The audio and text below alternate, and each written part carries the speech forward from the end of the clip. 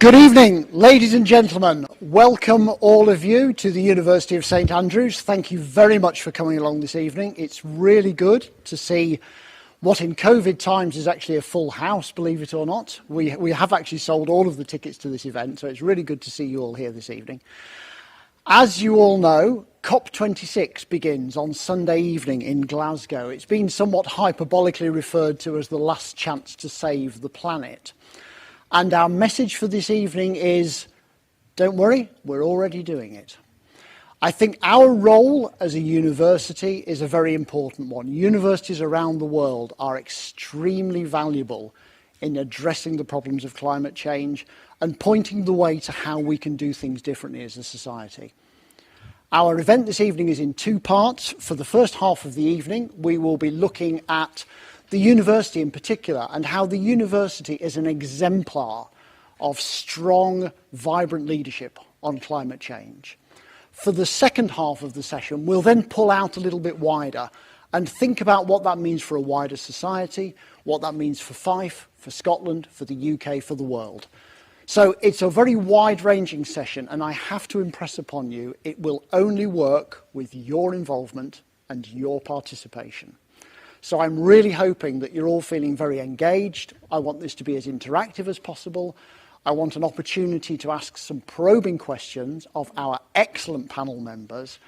And most of all, I want us all to leave this evening with a little bit of hope. So that is my task. A colleague of mine described me as a victim of climate change. I've just spent 7.5 hours on a train today for a journey that should have taken about 2 hours, because of extreme flooding in the borders of Scotland, which you've probably heard about on the news. These kind of events are more common. We're all learning to live with them. It's the boiling a frog scenario. We're gradually getting used to a worsening climate, to strange extremes of weather. But what I'd like to be able to say is that that is not inevitable, and we have an opportunity to make some real changes. I'm going to start by introducing the first of our speakers this evening. Catherine Steeler is the chief executive of an innovative young company called Creative Commons, and is also the chair of the university's court, which is the university's principal governing body. And most of all, is a really inspiring speaker. So I'd like to start by introducing Catherine. Over to you. Tell us what you have to tell us. Thank you, Ian. I think, can everybody hear me? Is that okay?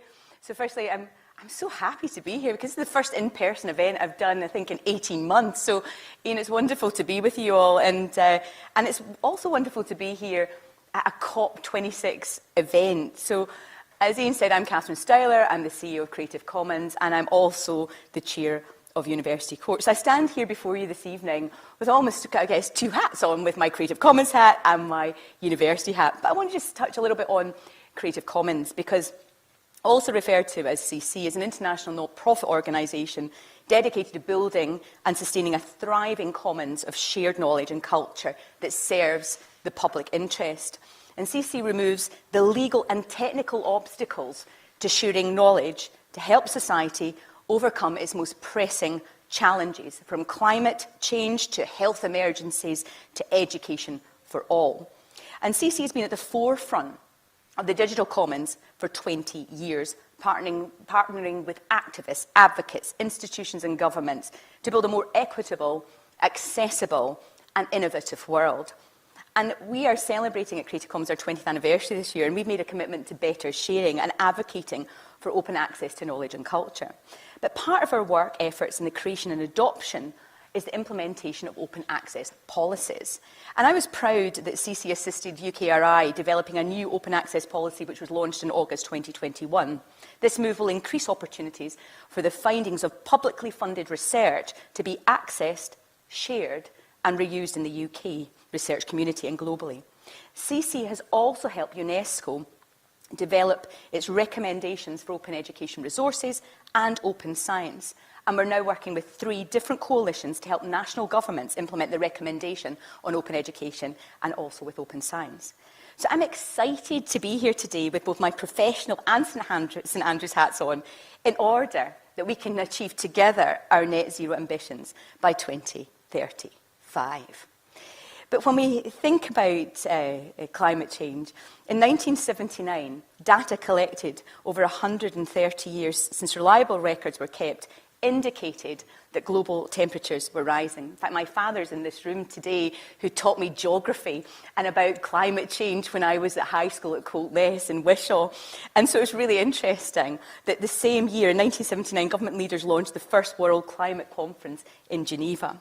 The science of climate change was just emerging, and nations in attendance were urged to foresee and prevent potential man-made changes in climate that might be adverse to the well-being of humanity. That was 1979.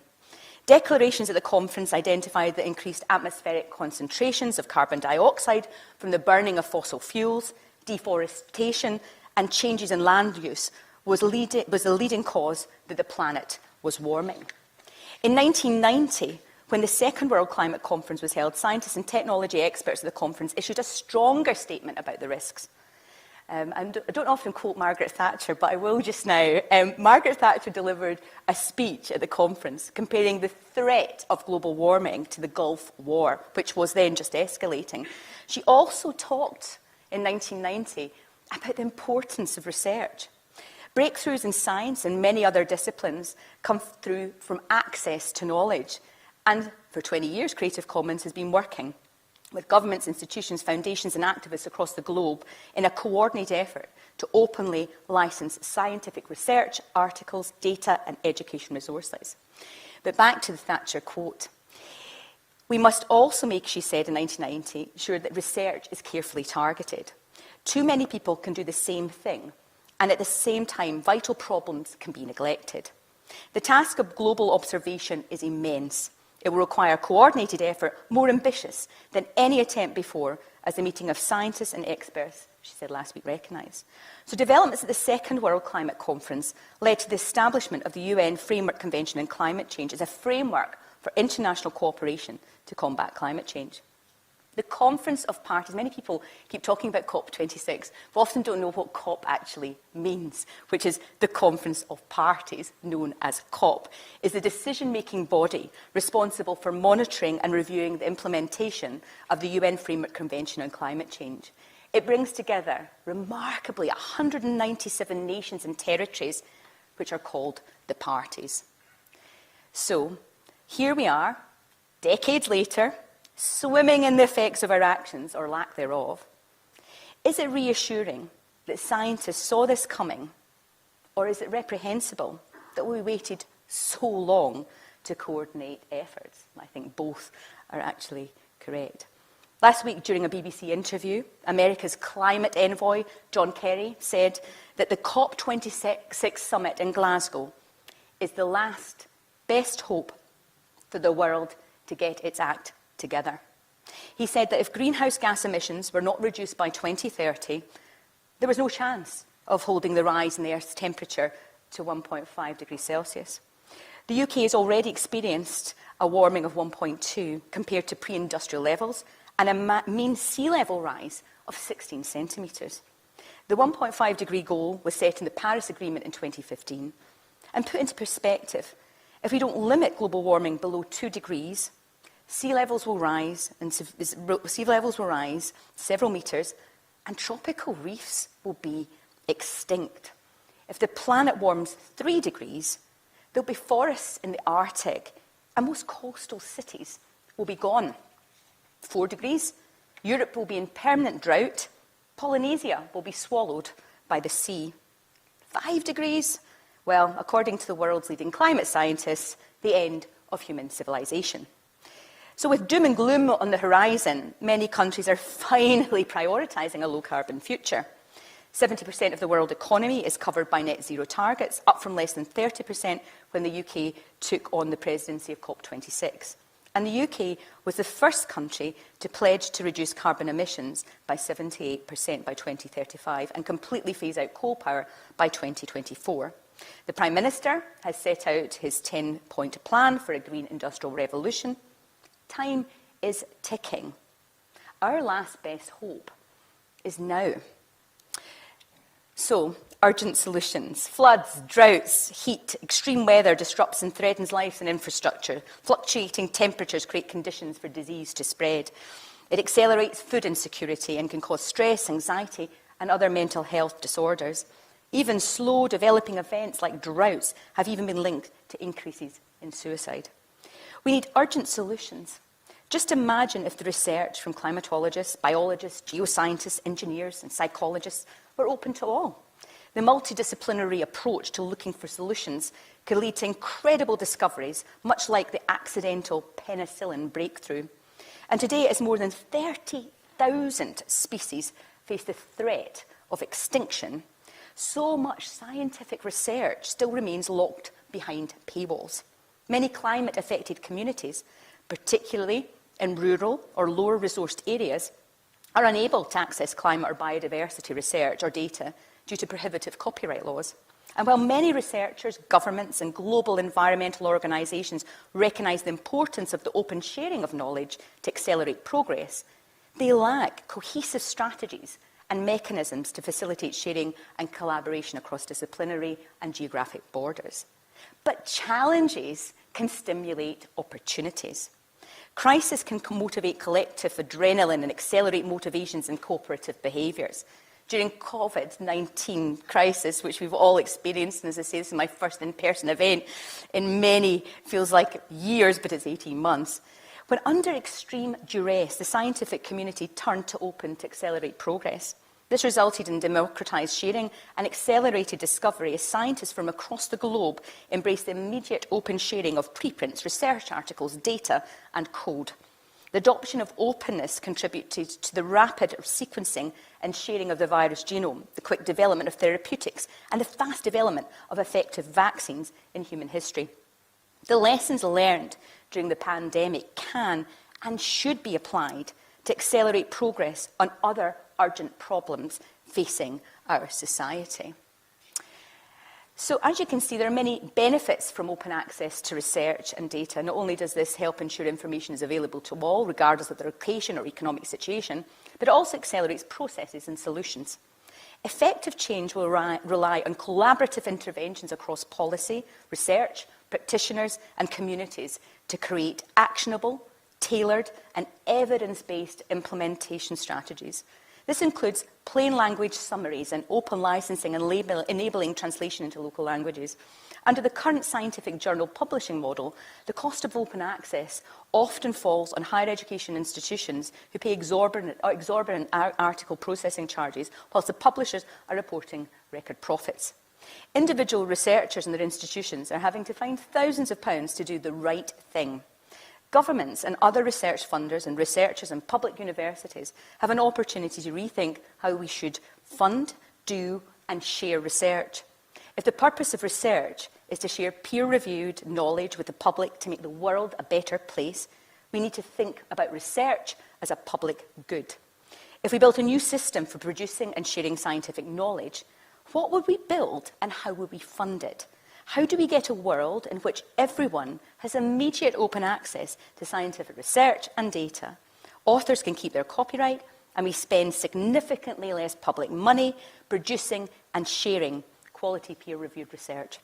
Could governments both require open access to publicly funded research and support public universities to host and steward open access journals? Open access to research and data and the ability to widely share context-specific approaches is the key to unlock sustainable solutions for every facet of climate change and the preservation of biodiversity.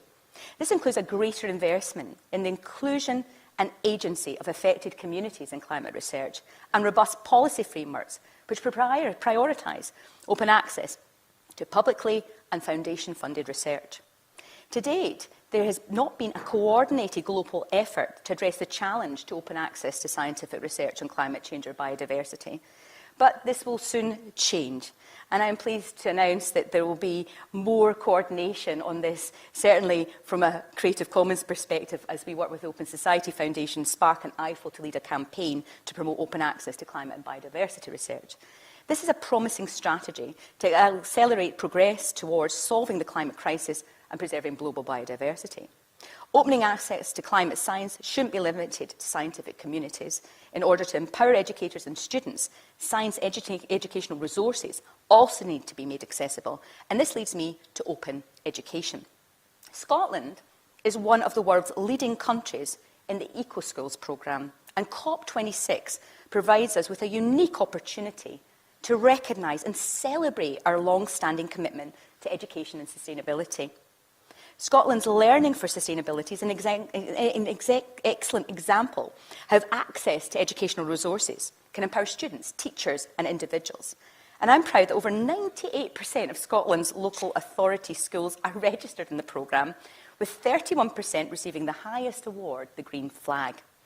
Battlefield Primary School in Glasgow has been involved in the programme since 2005 and are constantly striving to find new ways to make the school more sustainable and environmentally friendly. Their search led them to using solar energy as a school greenhouse. When educators can share resources, they can improve curriculum and learning outcomes. Developing the next generation of environmental leaders is not just a good idea, it's essential. Does it seem reasonable that education in the age of the internet should be more expensive and less flexible than it was in previous generations? As people and knowledge are increasingly networked and available online, what will it mean for learning, working and society? As economies become increasingly global and networked, the skills and knowledge required to successfully acquire and keep good jobs require a higher education. All national governments invest in and have strategic goals for how their public education systems can support individuals, families and the broader society.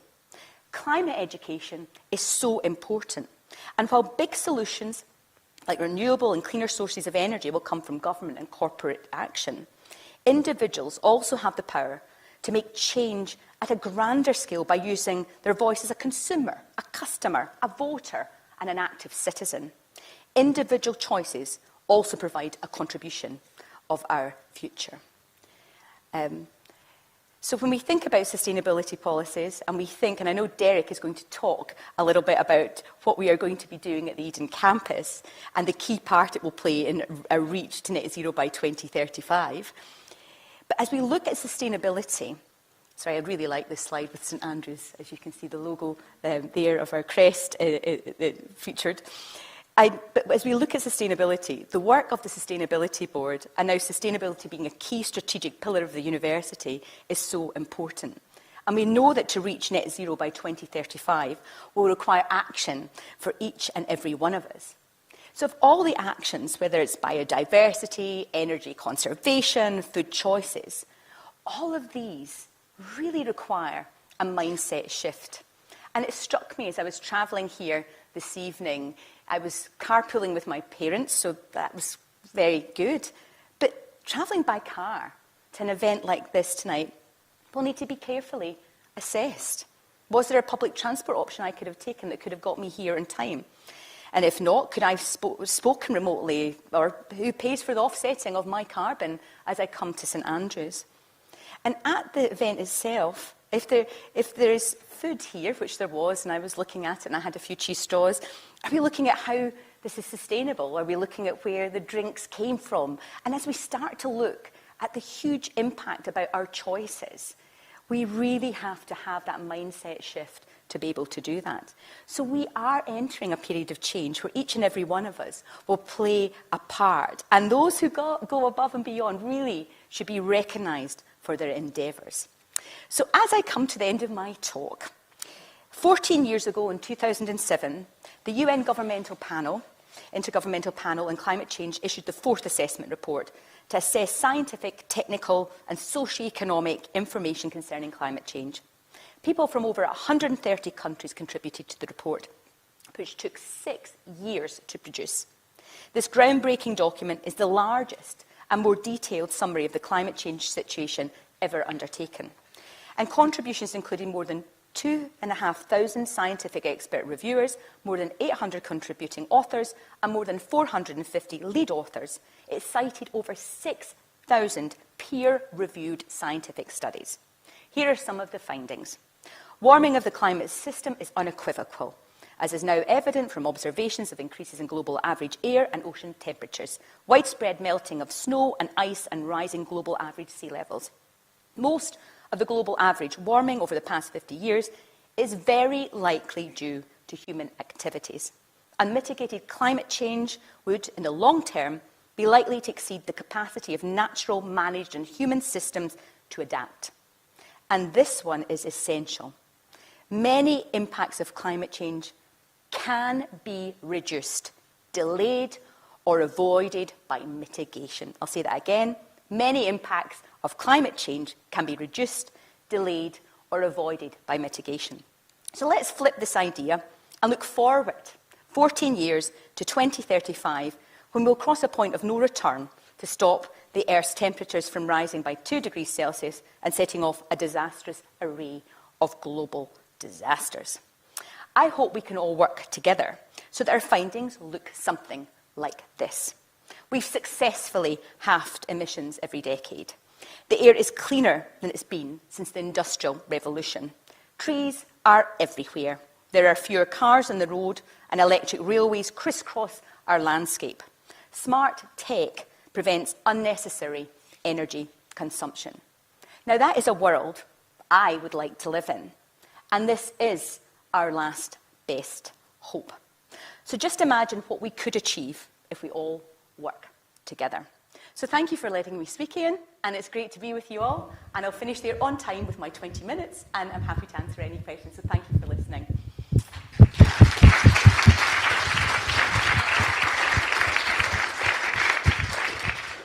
Excellent, really inspiring. Thank you very much indeed, Catherine. I think you've raised some really big, interesting ideas there that I'd perhaps like to unpack later in the session. I will invite any immediate questions from the audience in a second, but if I could take the privilege of starting with one, which is, I think you've set out a challenge there, and I'd like to think about what is the role of a university? Is a university a teacher, a police officer, an inspirer, a leader? What is the role of a university? And if one were to imagine, if one knew of a relatively small but prestigious university founded in 1413, I'm asking for a friend, of course, what would a university like that do in this situation? What's the role of the university here? So I think it's all of what you described, but also I think that you are, where we're located in terms of leadership in a local community, but also that global, linking to our strategy, about that global outreach and world leading. And you see that with the speakers that are going to come after Derek and I. I do think that our ambition of 2035, and it is, as some people who I've spoken to are saying, we want to go further. But I think actually stating what we're going to do and thinking through that prism of sustainability about our choices is so vitally important. If we're talking the talk and not walking the walk, we're not going to achieve what we can set out to do. And I think that there's such a willingness for change that I think this is a particularly important moment. And as we look forward that 14 years, what do we want to see? And we can do that here. But we have to, as I say about the mindset shift, there's a lot of mindset shifts that are going to have to happen to be able to achieve that. But I think if we work together, we can do that. Indeed. Thank you. Thank you. Any immediate questions from the audience? There will be a more full question and answer session at the end, but any immediate questions? Yes, one from the very back there, please. Thanks very much for your talk. I wondered if you might speak to the kind of other way in which scientific research gets done and published. So you talked a lot about open access in terms of kind of your pure scientific research, which I completely agree with you on, and it was lovely to hear your take on that. But the other way that scientific research is output is in the form of patents and kind of innovation and the formation of companies that are trying to solve this problem is going to be important too. So I was wondering if you have any views on that, because it's a slightly, it's potentially a more fraught issue. To what extent do you open up the kind of patenting process so that as many people can have access to the technologies we need as possible, versus people actually being highly motivated by making a successful company and the rewards that might reap as well. So if I take your question, what I think, I'm trying to, the hearing here, what your question is about how open I mean, when I'm working with other organisations and looking at how open can make a difference in the world today, you know, I think it was Brewster Kahle from the Internet Archives that said that, you know, that lies is free, but truth is often behind a paywall. And I think at the moment, if we're looking at some of the world's pressing problems, whether it's the power of big tech or the power that the challenge of climate, then, you know, openness is a way forward. But it has to be done in a way which, you know, we think about issues around interoperability, about making sure people have the skills so that you can have all the data open in the world, but if you don't have the skills to access it, that's a huge challenge. And so there's a complexity to that, but fundamentally, you know, I was absolutely taken aback when we were, you know, looking at this work with the Open Society Foundation and IFL and Spark, which is, you know, the research universities. This was in North America, that there really wasn't a coordinated effort to look at open access, particularly within climate and biodiversity. And I'm really proud of the fact that we managed to bring those partners together and have secured a year's funding to be able to get into the weeds of what is going on. Because if we don't understand, I mean, you can have all the lovely things in the world coming out of COP, but if you can't access research openly together and be able to do that in a way that is practical and accessible, then how are we going to solve this pressing problem if the basic research and data isn't accessible, and particularly for the Global South? So there's an equity angle to so much of this as well. But thank you for your question. Sorry if I maybe haven't answered it particularly well. But that's okay. There will be plenty of opportunities for discussion later, but I'll move on if that's okay. Sure, Catherine, thank you very much. I'd like to introduce the second speaker of the evening, because I think this is an excellent opportunity to start to move from what Catherine's been describing and to look at how the university is responding to some of those challenges. Derek Watson is the university's Quaestor and Factor and has the most desirable job title of anybody in Scotland. And I will pass on to him to tell us a little bit about how the university is addressing some of these challenges. Derek. Good afternoon. Yes, I am the Quaestor and Factor of the University of St Andrews, which generally means that it's his fault. Or the Chief Operating Officer, as it technically should be. It also means the Principal can change my job at the drop of a hat, but she doesn't need to tell anybody, because nobody actually understands what I do anyway. So we're going to go from that overall scale down to what are we doing about it, and what are we planning to do about it. So this is what we've done. Most of these pictures, bar one, are real pictures. We take sustainability seriously. And I would say we have done since before it was fashionable. In 2005, I think we were the first university in the UK to start an interdisciplinary sustainable development degree. Also in that year, we were a big part of St Andrews becoming a fair trade town. And that year also saw the publication of our first study into how we could develop renewables to help us become more sustainable. And that led to a target for us to become carbon neutral for our energy. In 2007, we moved all of our endowment funds onto an investment footing that took sustainable issues at its heart on a set of values that we think endure today. And we've continued to do that and behave like that in the belief that in time, investment in sustainable things will produce better returns. But it will also influence the corporate world to change the way they improve and become more sustainable. So we've continued that going through. When it was suddenly then we must divest of fossil fuels, we were already there because we didn't see them as good long-term investments. The work that we did in 2005 also led to a planning consent being awarded for the Kenley wind farm. It is the only one of these pictures that's not true, because despite getting that consent in 2005, and despite it being renewed by Fife Council earlier this month, we still haven't built it, because we still haven't managed to agree a radar mitigation strategy with RAF Lookers. And yes, I know RAF Lookers closed some years ago. There is still that planning requirement. It also led to the biomass plant being built in the village of Garbridge, and we commissioned that early in 2017, and you see some images there of inside the boiler house, and the storage, the thermal storage vessels, which are very much part of that process, and we pipe that heat 4 miles to St Andrews. We heat 42 buildings, including over 3,000 student bedrooms. Shortly, we'll commission a 1 megawatt solar array, also at Eden campus, so that picture up there is actually as in situ, and we're going through the commissioning process at the moment. In 2019, following our students literally creating a line in the sand and saying there can be no plan B, in fact, I think they said there is no planet B, we listened and we formed the Environmental Sustainability Board under the leadership of Professor Sir Ian Boyd. The board is dominated, I would say, by people who are not management, because its purpose is actually to challenge the university, to come up with the ideas and the push. And as a result of that work, we have committed to becoming carbon net zero by 2035.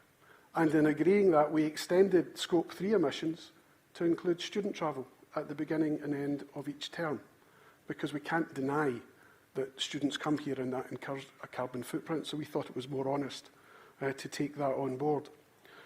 The reason we said 2035 was the Scottish Government has set a target of 2045.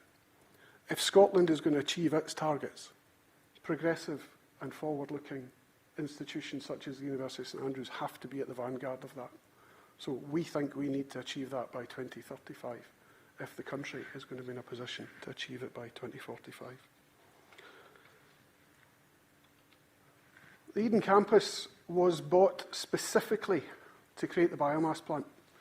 And you can see the biomass plant in the top right-hand corner there. It's 4 miles from the town.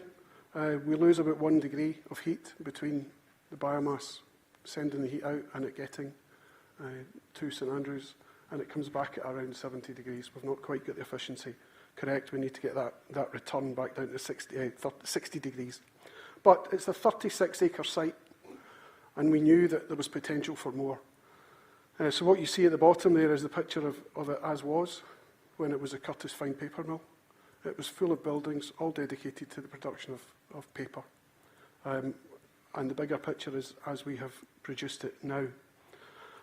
We've had tremendous help from both the Scottish and UK governments. We've also had good support from partners such as Fife Council and Scottish Power Energy Networks.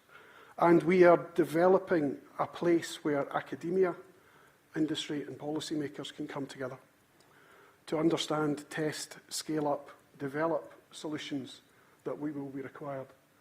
And to pick up on James's question, I think you have to create an environment where value can be created as an incentive to leverage capital into producing solutions that can then be rolled out around the world. Now, we clearly hope that many of the fuels of the future or the methods of the future are generated here, built on our academic excellence, but then also hopefully go into manufacturing in this area and we grow a vibrant economy here, capable of innovating at pace and at scale to deal with a lot of the challenges that we face at Eden campus. We've also recently installed a simulator, the Darcy Thompson simulator, where we think, based on 4D, so 3D plus over time, we can rapidly model, test, and lead the development process so you can effectively de-risk some of those investment decisions. And I think you'll see more content coming out of Darcy Thompson in the coming months. We also believe that there's opportunities for above-ground carbon sequestration. So I've shown you here an illustration that people far more clever than I came up with, which we're calling the power to X. How do you capture CO2 from above ground and make that useful? And the simple illustration is you take electricity from naturally sourced means, whether it's wave, solar or wind. You electrolyse water, and you either produce hydrogen that you use directly as a fuel for transportation or for buildings, or you synthesize that with CO2.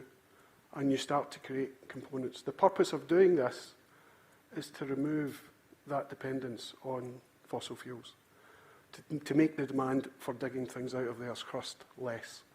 And that's the next big one that we're pushing on, and I think it has tremendous potential. I said we would do a deep dive this is our carbon footprint as at the year ended July 2020. And what we did was we break this out across all of the elements of what we do. You can see there at the bottom nearly 20,000 tonnes we attribute to that commuting of our students to and from their permanent residences to this university at the start and end of each term. And when you add that in, we're up at 74,000 tonnes of carbon a year. The ones which always get the attention are around heating and electricity. You can see our numbers aren't as big as, certainly not as big as they used to be. We've reduced our footprint by about 17 to 20% over the last 5 years alone. And that was despite our growing student numbers by about 20% in the same period. So we have got better. We have dealt with a lot of that. But you also see big numbers coming in around things like construction and procurement, things that people don't really see. Catherine showed the don't buy any straws. It does come down to you need to buy less things. You need less stuff, because every time you buy some stuff, you're causing some carbon to be emitted. To achieve this, we will need to buy less, travel less, build less. We'll need to operate more efficiently and operate in ways that are just different, using better technologies, better methods, approaches. We are implementing changes internally, and we believe by 2035 we can remove around 20% of our carbon, and you can see that in the set of the columns under demand reduction. We also recognise that this is a societal issue, and we expect the supply chain to decarbonise as well, but actually we don't think that that will achieve more than 25% reduction of that remainder by 2035, which will leave a substantial footprint that we will have to offset. Within these numbers, there is also a significant power shift, which is masked. We will need to wean ourselves off of natural gas as a fuel. But we will also have to increase the amount of electricity that we're producing, generating and using. It was a colleague from Scottish Power, when we were going through the Tay-Cities process to get funding for Eden Campus, who said to me, 2030, half the cars in St Andrews are electric. We need to triple the power available to the town. So there's a massive power shift within that overall set of adjustments. It's not just an easy thing about turn one down, turn the other up. We'll buy electric cars and plug them all in. The grid will go boof. Although Scottish Power are going to tell us about that anyway later on. So after all these changes, we think our irreducible carbon will still be more than 50% of the current footprint when you take all sources in place. To deal with this, we believe that nature-based solutions, such as forestry, peatland restoration, mangroves, will all come into this. How do we enhance more of that biodiversity to absorb carbon? And as we also touched earlier on the Power to X, that above ground sequestration of carbon, not necessarily just by us, but actually by developing the technologies to do that simply, quickly, reliably, and incentivise industry to put that out as well. And while it's easy to envisage how Power to X can work, it is also important that we need to bring together policy advisors in this area. This isn't just a science or an engineering question where we can bring scientists from across our disciplines and create a space where they can work with industry. There are significant questions that society must answer. How do we count carbon across the supply chain? Whose carbon is it? Is it the producer? Is it the consumer? What are the ethical consequences of this? How do we ensure climate justice? Who pays for decarbonisation? Is it government funded by tax? Or is it companies who will simply add it onto their prices and the consumer will pay? Is it utility companies funded through charging customers? We don't know. All of these big social questions, we need public policy to support this. We also need to understand how we can not only encourage and incentivise governments and corporations to behave more sustainably, but how do we take the whole population with us? Climate change isn't something that you can do to people. We're all in this together. So, offsetting. As I've said, we think we're still going to have to do that for over 50% of our carbon footprint. Our students have recognised their footprint, and they have launched a campaign project called the St Andrews Forest that we are backing fully. And this is 5 of the students who were driving that, actually at a tree planting exercise in Clackmannanshire. They recognise that carbon footprint and are trying to create effectively an offsetting fund where you ask students to offset their carbon by planting trees. We're fully behind it. We'd like to spread it. But it's not just a local initiative. Our students come from all over the world. Our staff come from all over the world. We would like to see many forests popping up around that world so that there's a visible and demonstrable effort by St Andrews to offset its carbon. We also don't see this as a narrow carbon play. We think by investment in sustainable woodland, and I don't just mean the things that currently count to tick the box of accreditation, but actually proper, sustainable biodiversity investment. We think that will make society better. It will increase research opportunities, teaching opportunities. There'll be some employment opportunities in there, and you'll also encourage people to get back to nature, to enjoy what they're there. So we see the St Andrews Forest as a significant element of our response. In terms of challenge, when I was preparing for this, I reflected on the fact that Glasgow is the base for this, and I love the Glasgow strapline that people make Glasgow. This actually cuts to the heart of the challenge which we have before us. As a world-leading university, we must continue to research, to drive the ideas, technologies, policies, behaviours, perspectives that will motivate society to become more sustainable. And we need to pass on that through our research-led teaching so that our students can go back around the world and amplify those messages. But we need to take our community with us. We need to take people with us. People have got to understand this and have got to want to change the way they behave. So what will we do? This is a picture taken from an event, Liter of Light, last Friday evening in St Andrews. And we using sustainable materials, we've created lots of LED lights. And I think after this event, they were actually going to Senegal to help people out there have light. Critically, we need to act.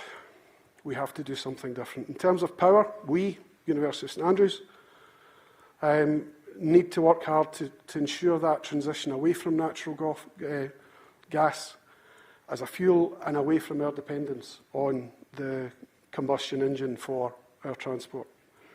We'll need to accommodate significant growth for electricity and across our community. We will need to contemplate further investment in renewables. Kenley Wind Farm, I think we need to deliver, if for nothing else, but to take some of that pressure off the local utilities, bringing more of those sources of power to this area, this semi-rural area, recognising that the cities will probably get the big investment first. We also need to consider more active use of dynamic storage. It's very easy just to say, well, just produce more power. No, actually, let's get that balance between production, storage and use. You need to take the seasonality out of whether it's wind or solar. How do we do that? And how do we do that more as a matter of course? We do need to develop at scale a network of St Andrews mini forests around the world so that we can start absorbing some of that unavoidable carbon emissions.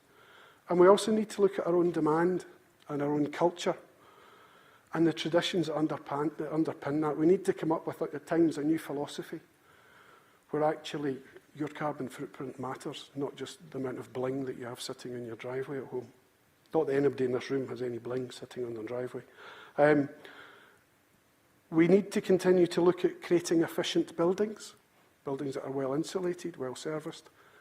But we also need to think really carefully about how efficiently we are making use of the building. You can have the best draft-free office in the planet. If you're only there one afternoon a week, then You know, what's the point of all that efficiency? We need to not only create efficient buildings, we need to use them efficiently. We do need to buy less. It was an interesting look at the pandemic, and when you look back at our financial statements, we bought less during the pandemic. So if we can do it during a pandemic, can we simply buy less? It's one of the bigger chunks of our carbon footprint. We need to build less.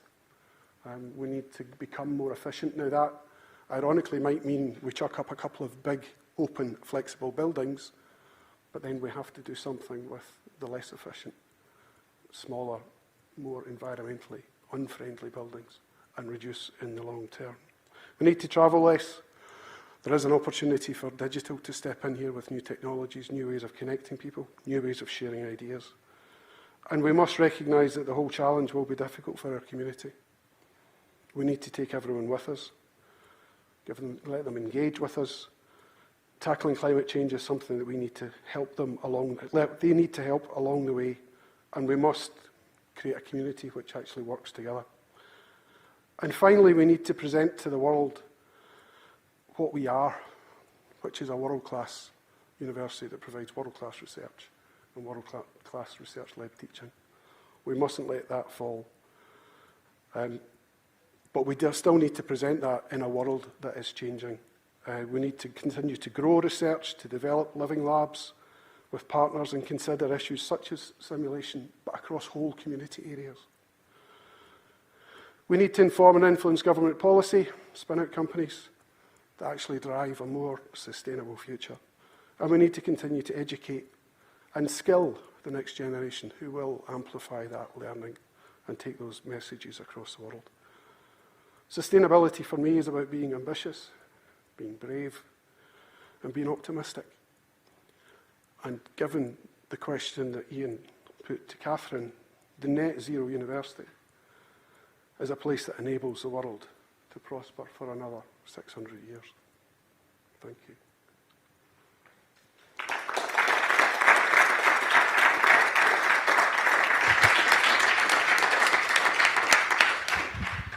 Excellent. Thank you very much indeed, Derek. And I hope for people here that are students or researchers or staff at the University of St Andrews, I hope you found that inspiring, because I think there's some really big opportunities here. The question I guess I'd like to ask is, what you've set out is ambitious, it's visionary, it shows leadership. Are there things that we haven't even thought about yet? Is the way that universities operate around the country potentially going to have to change in the face of climate change? And are those some of the thoughts that you're starting to have? The face of education will change. Our view is that will people still want to travel to a seat of learning where they grow emotionally, grow in life, as well as learn? We believe they will, but that's not to say that the current way of doing it will be unchanged. There are certainly things around the research front and the integration of either new technologies, new ideas, or the integration of old technologies, but in different ways, will change. I don't know what the path will be, but there will be things that are unknown, and we have to be ready to change. As Catherine said, will we have our own car in the future, or is there a different way for people to move around the country? Very good, thank you. Catherine, would you mind just coming back up and joining us a second? You've still got your mic on. I think it's a good opportunity just to open this up a little bit. And my starting question, I think, for you as an audience is, who imagines that their lifestyle will need to fundamentally change in the next, say, 5 to 10 years, specifically to address climate change? I think that's probably a reasonable proportion. Who would say that they have reasonably well made some changes to their lifestyle in the last 5 years, specifically for climate change? Okay, that's a good starting point. That means that we have an audience who are already starting to address the issues. It's a rare opportunity to get two people of this influence in the university on the stage together. So it's an opportunity now for you to ask some questions, to open up the debate. I think there is a roving mic. Yes, there is. Thank you very much indeed.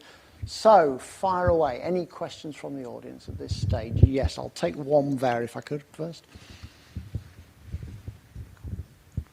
Hi, yes. And if you could just introduce yourselves briefly as you speak, that'd be great. Hello, my name is James.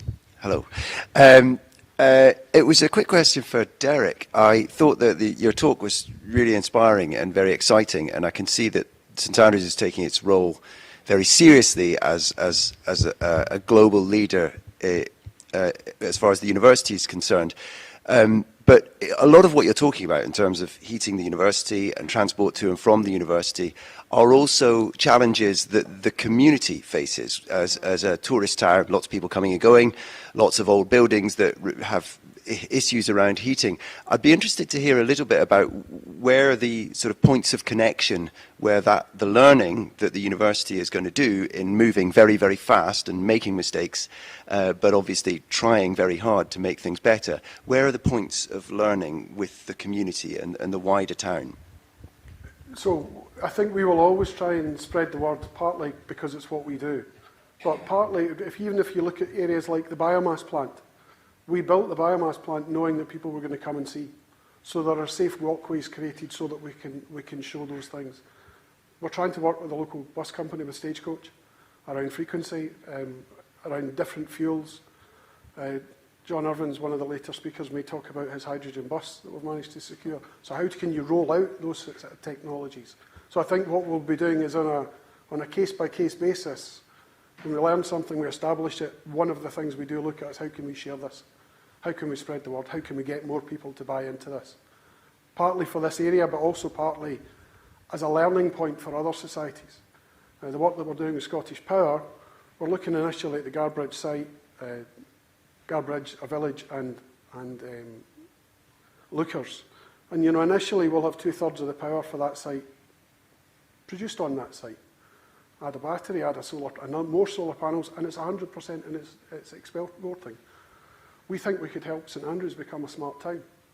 Introducing a storage, better grid management, smart management. That's how I think we then will have value. And if we can demonstrate it on something on the scale of St Andrews, then North East Fife, there is something that we really can start to spread to the world.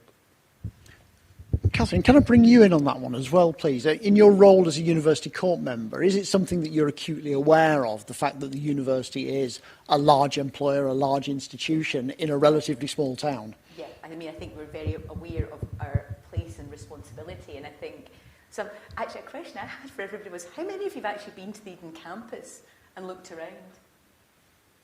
Great.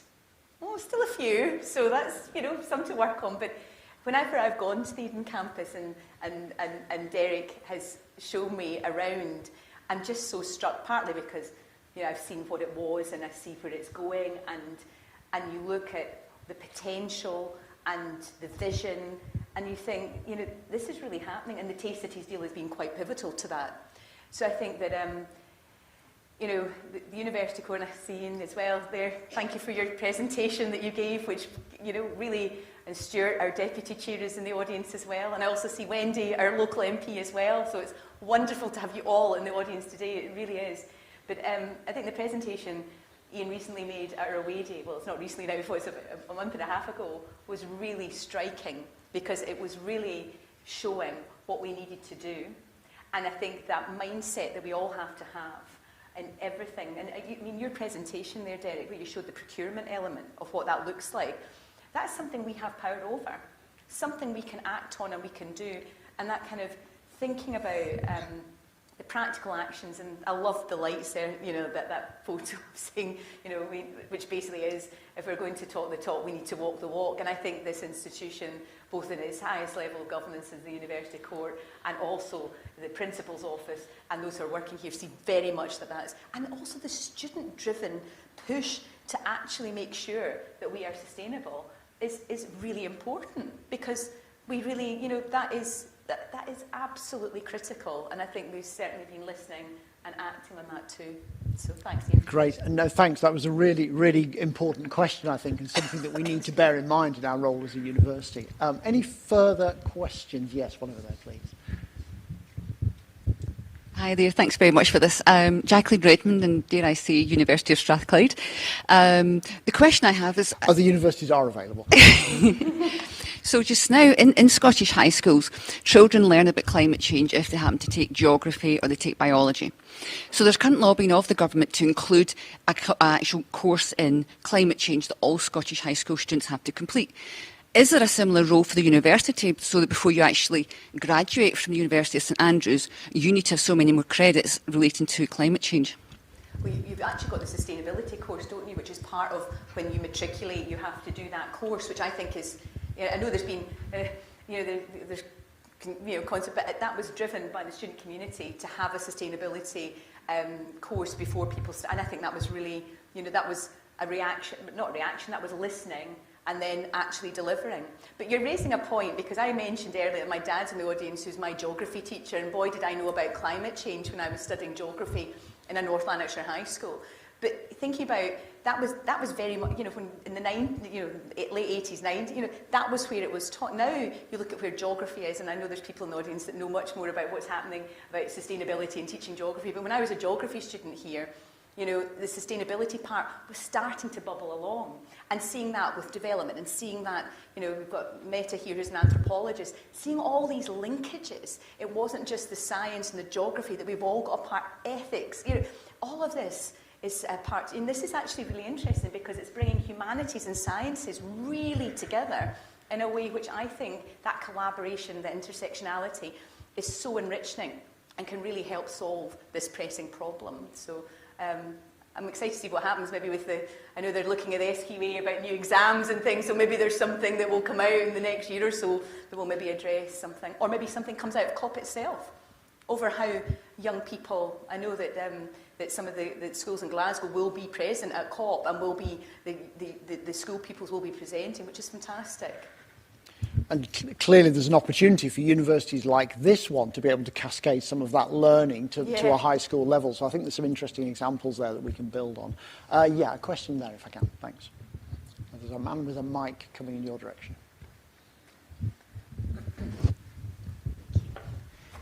Firstly, thank you for those. Lydia Cole, I'm in the School of Geography and Sustainable Development here. Thank you. It was great to see the vision set out by the people who are making the vision for the university, so thank you for presenting today. I've got a question for Catherine. I see there being maybe two issues with access to information, which I'm sure, well, I'm wondering how you're working with them. So there's the physical access to these resources, and then there's I think the language that's used. So I was wondering, are you working with communities, researchers, to maybe encourage more lay summaries or communication with the public, so that the research is actually translated into action, made available? And also, what would you recommend for researchers? Do you think we need to get better at communicating with the public, and in what way? When everybody's busy and... Sure, and the question of impact, as all your research has to have, the amount of ref things that I've done for people about, showing when they've come to the European Parliament as an MEP or different things, it's just interesting. I'll start with communicating. You can do all the wonderful things, but if we can't communicate it, and I think that is something that I certainly, since I was a student, and then when I was rector in 2014 and now 2021, I do see a difference in how that's communicating, and I do see that there's much more visibility of what's going on here, which is wonderful. And that should be celebrated, particularly when it comes to some of the things that we're looking at with energy. So I do think it's getting better, but there's always more we can do. And I think, understanding what's going on in different departments and trying to work out what, that sharing of information. And, that's where, I guess, Creative Commons comes from, is that, that came out of the failed nature of copyright and created an alternative to the all rights reserved copyright, that we now have some rights reserved copyright that was introduced, and now Creative Commons has become a global standard across the world in terms of how research or content or creativity is shared. And that wasn't how it started. It was started to address a North American problem and then ended up a global community coming around that. So that's what I think is really exciting. You're touching about community and how we do things, is that there's so much that we can do here together to be able to share what is happening, and also to show that not just what's on the ground, but that bigger impact that we're having globally as well. But there's, how do we, how do we make that happen? Well, we work with, as I say, we're about to launch a programme at Creative Commons to work with with Spark North America, with IFL, and funded by the Open Societies Foundation, to really look at how research is shared, particularly a lot around biodiversity to do with climate. So that's quite exciting to be able to do that. But you know, there's so much more we can do, and clearly, you know, we've got certain things that we've worked upon in open education and opening galleries, libraries, and archives and museums, and helping train and do different things to be able for people to use our tools and our licenses effectively. But there's so much more that we can do, and there's so much more research and content and data that really needs to be accessible and interoperable as well. Thank you. Great. Thank you very much. I'm going to move on. If any further questions, if you don't mind just holding them, if that's okay, because I'm sure some of those topics will come up in the second half of the session. Thank you very much indeed to our two speakers. And if you could help me thank them again.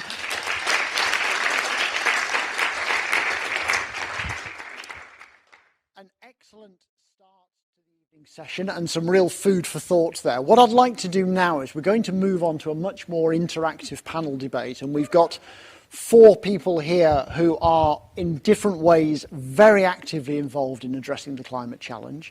So I'd like to introduce Professor John Irvin, who is from the university's School of Chemistry. John, if you'd like to come and join us at the front, please. Nigel Holmes, who is the Chief Executive of the Scottish Hydrogen Fuel Cell Association, have a seat. Dr. Meta Hai, who is the Director of the university's Centre for Energy Ethics. So Meta, please have a seat. And James Yu, who is from Scottish Power Energy Networks. He's their Future Networks Manager. And so what we've got are 4 people who are very intimately involved in addressing some of these questions on a very practical basis. And what I think we're going to do is hopefully get you all mic'd up. James, I think you and I might have to share a mic. So it'll shut me up for a while, so that'll be useful. And while we're getting mic'd up, what I'm going to start by doing is just by asking these individuals to answer the same question, just to give us a little bit of a starting point to understand where they're coming from. As we've done that and we've had some thoughts come out, what I'd like to do then is pick up on you as an audience with your ideas, your responses, the questions that you want to ask. And we'll really start getting a debate going, hopefully. So when Robbie's managed to mic you all up, let me start by asking all of our panel members, what do you regard as the really big challenges facing a country like Scotland in that transition to net zero now, where we are in 2021? And John, I'll start with you if that's okay. No, you shouldn't ask me the first question. Thank you. I'm going to be contrary. It's not Scotland, about Scotland, it's about the world. And I get very frustrated about net zero by 2045 in the UK. It means nothing. We have to make the world produce less carbon. We have to help. We have to lead the way. Net zero isn't good enough, not for Scotland. We've got to plant more trees. Use more green electricity. I'm sure James will comment on that, but I was wondering where your carbon numbers came for generating electricity. Is that some sort of standard number? Because in Scotland, we won't be having any, we don't have any carbon footprint on our electricity at the moment already. Never mind by 2035. I'm not liked, but there's some very clever people in the room who help me with these numbers. Yeah, the other thing that really motivates, disturbs me, is we use fixed numbers for everything. And electricity is different where it comes from. And in Scotland, it should be carbon neutral at present already. We need to find more ways of using electricity, which is what the Power to X concept's about. But by just using a bland description, it's very easy. Communicating, communicating with the public. The press is awful. I mean, everything is just as simple as possible. And we can't solve this without looking at the details and looking at where the electricity comes from. Lots of things. Talking about using digital all the time. What's the footprint of Twitter and the likes? It's huge. I mean, those electronic media are there's massive footprints. They're burning coal to produce to hold their data servers in Virginia. And we're using it in Scotland, but is that Scottish footprint? And again, islanding is another. You've got me going. That's fine. We'll come back to it. The other thing is islanding. We should be aware that our carbon is not just what we handle. And Twitter is a really good example because we're using a lot of coal to do our digital communications. Our climate protests, they're on there. Everybody's using Twitter and communicating with each other. They're not counting the carbon that we're using on electronic sources. So we need to look at everything. Okay, so think globally, be more sophisticated in the information that we use. I think those are the two lessons I take from there. That's really helpful. Thank you. Nigel, thank you.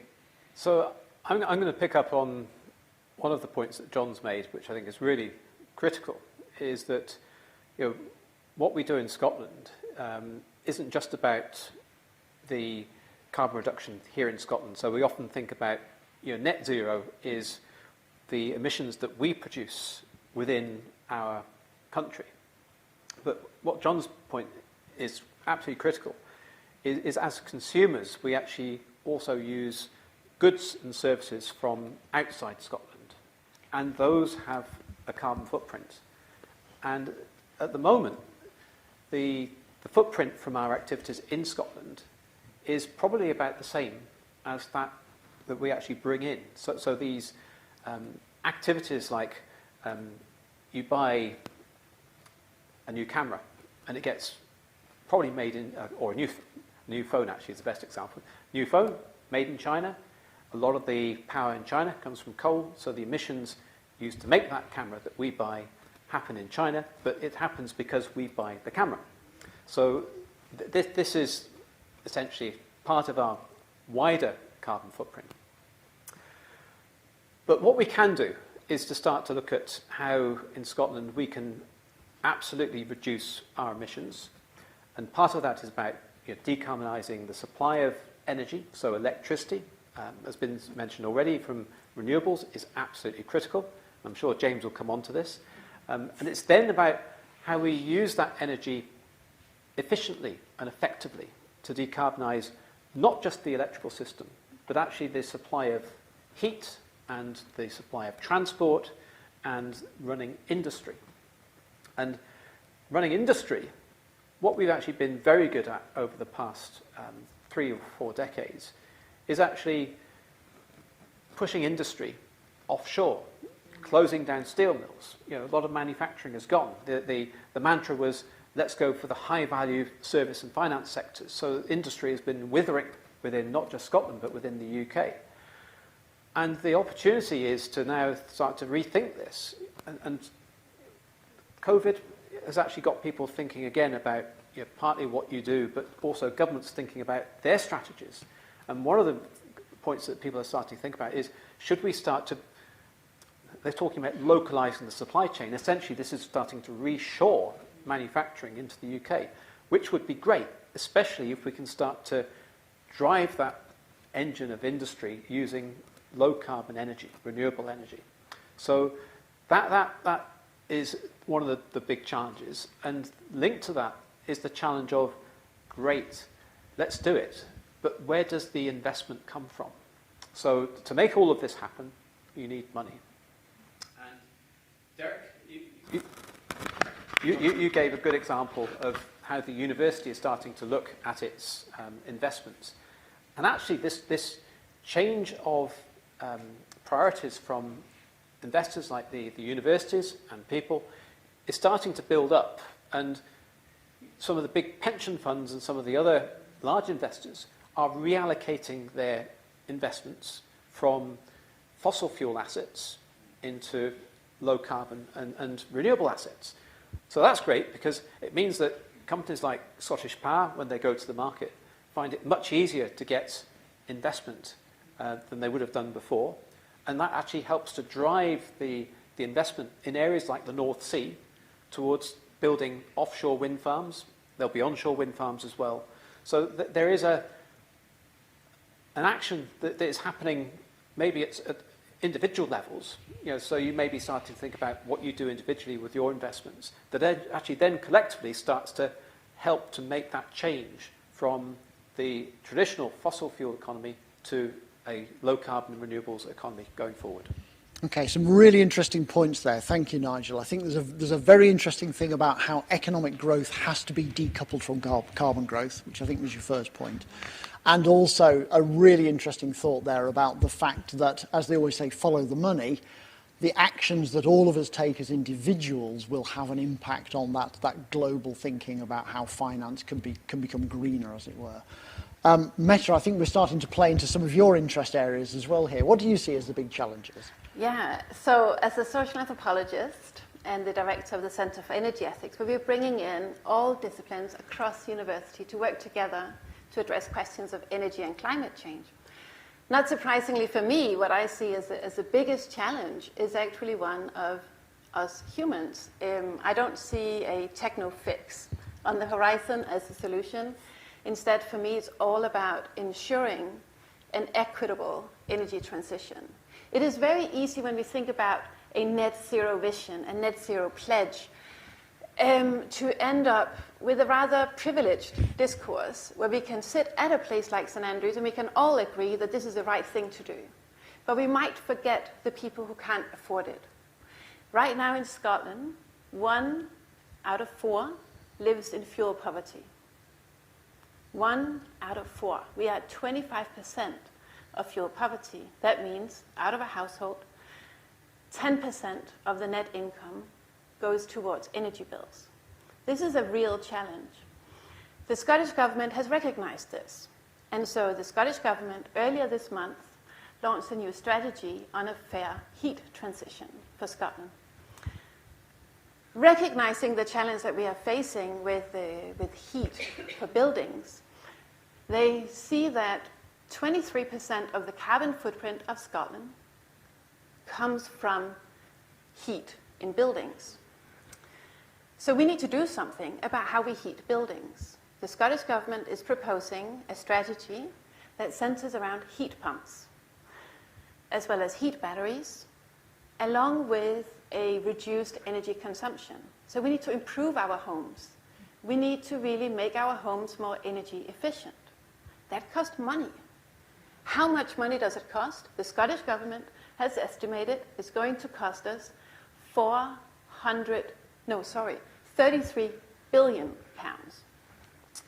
That's going to be the cost of improving the housing stock that we have in Scotland. 33 billion pounds. The Scottish Government has also launched 2 new programs to address this issue. And that's where the 400 million pound figure came in. So we have a massive gap here. We have a bill that's going to cost us 33 billion pounds, but we only have 400 million coming through with public funding. So where's the rest of the money going to come from? It's going to come from 2 places. Us individuals, and then organizations and corporations. But the ones that are really in need of improvements are the ones who can't afford to make them. They're the ones who live in homes that they don't own. They're the ones who don't have the disposable income required to make the improvements. But we don't have the public sector funding needed to help them on the transition. So I'm very worried about an energy transition that leads to an exacerbated socioeconomic inequalities here in Scotland. We need to make sure we think about our broader social responsibility as a society. And I think that's a plea, effectively, for the so-called just transition, isn't it? It is. Absolutely. And so, James, no pressure there, then. I think your intervention has been trailed so many times now. It's going to be more popular than the latest Bond movie. Okay. Right, you're on green. You should be fine. So, Okay. How do you see the challenges? Before I answer that, first of all, may I say, absolutely delighted to be back on St Andrews. Nice to see you again, Derek. And can I congratulate all that you are top of the table? For the first time, I mentioned to my son, forget about Cambridge, you're thinking about St Andrews first. So many congratulations. I'm privileged to be here and also feel humbled and hear all these inspirational speakers, as well as the conversations we talked. As an engineer myself, there's Winston Churchill said that we don't want a country full of engineers. So what I wanted to share with colleagues is that, first of all, engineering has to have a purpose. We are not just for decarbonization for sake of it. We have a purpose. And I absolutely agree with my colleagues here, is that it is so easy to forget we are blessed in this country.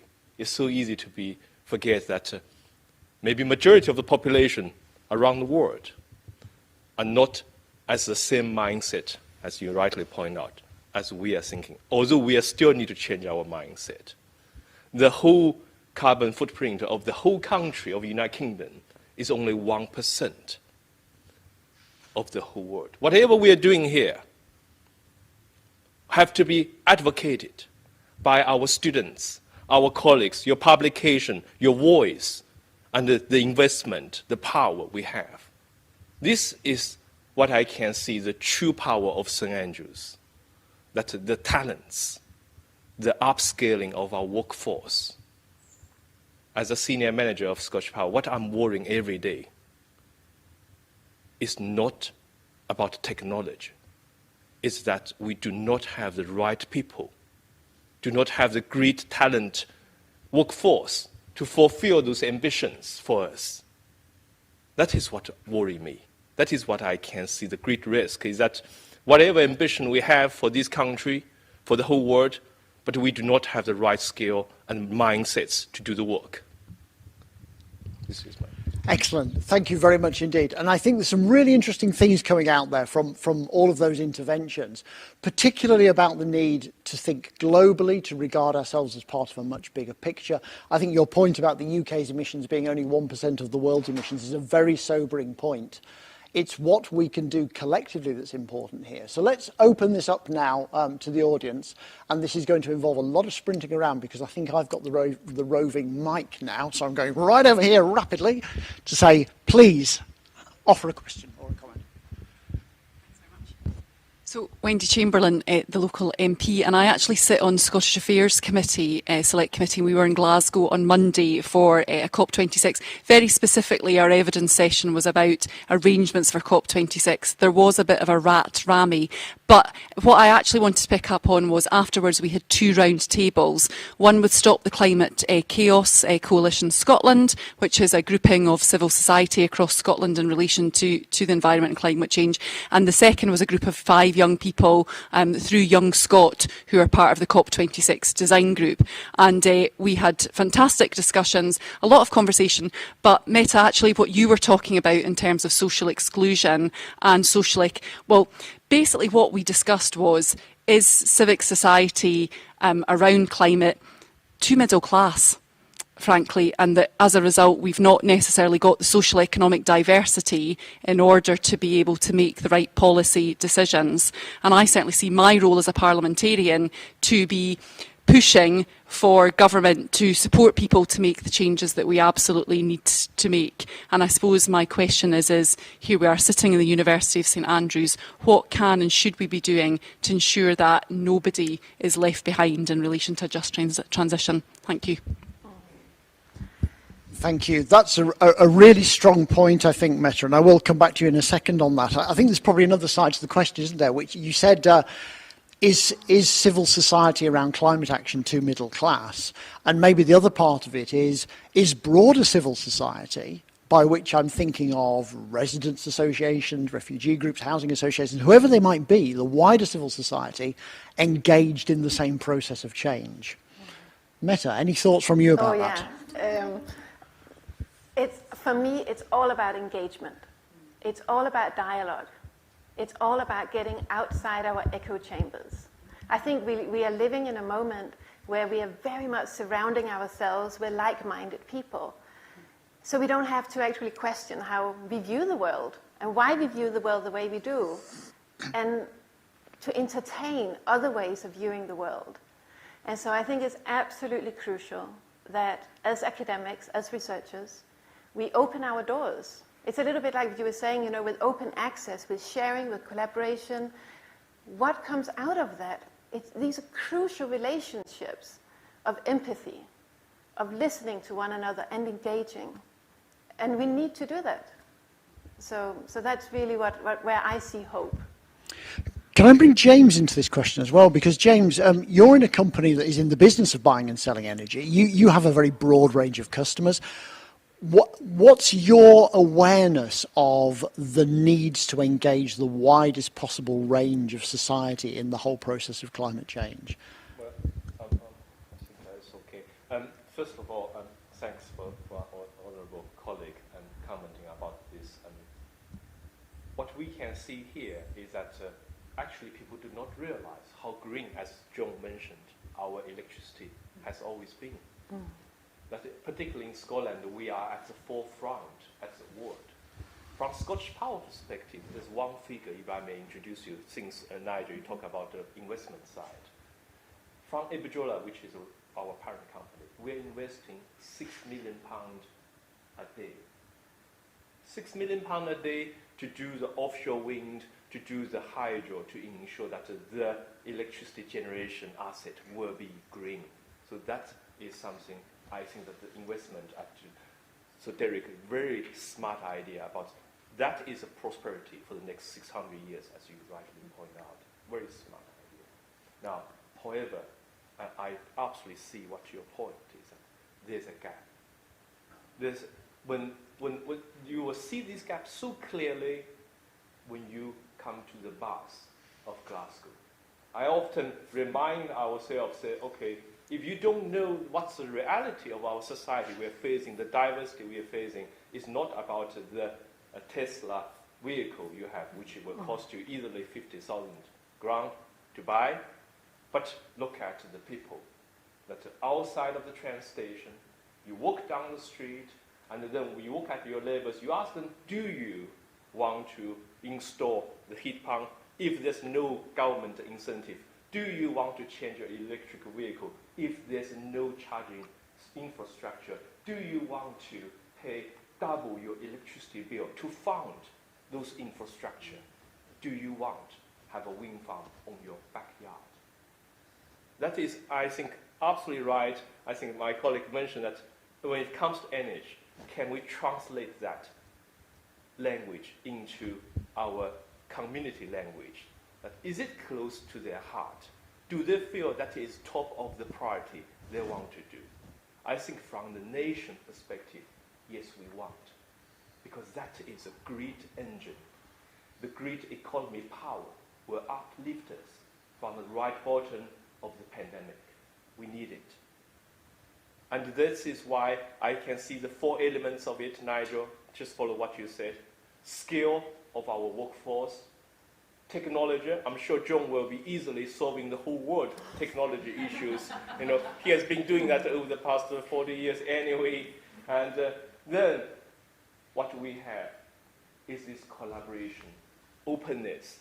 The most important part, I was inspired. Colin told me how excellent St. Andrew has always been, the tradition, working with industry, working with community, not just as a silo, ivory tower, but as part of the community. That is those elements bring together. And then finally, obviously, is investment.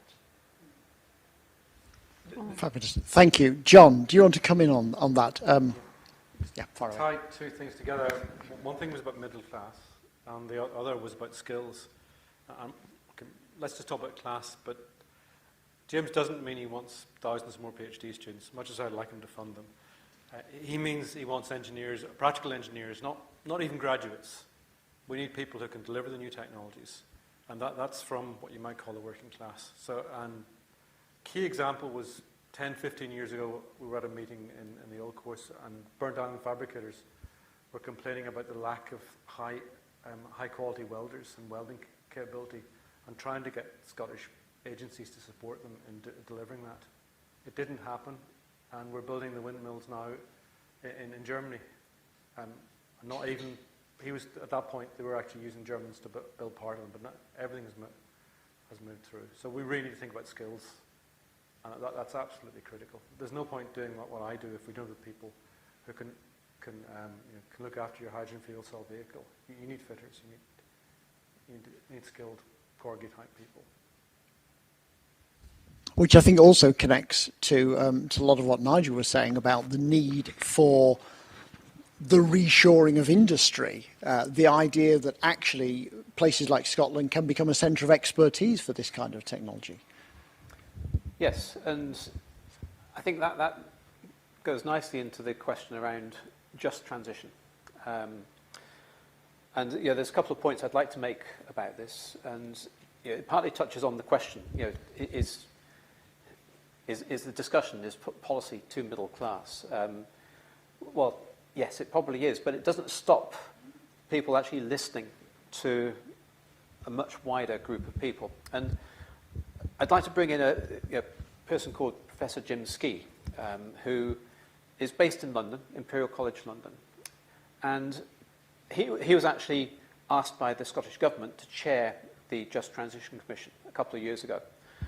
And they went out and they actually, I think it was kind of a bit stopped by COVID, but they were going out and they were visiting lots of groups of people all around Scotland. I know they went down to Dumfries and Galloway.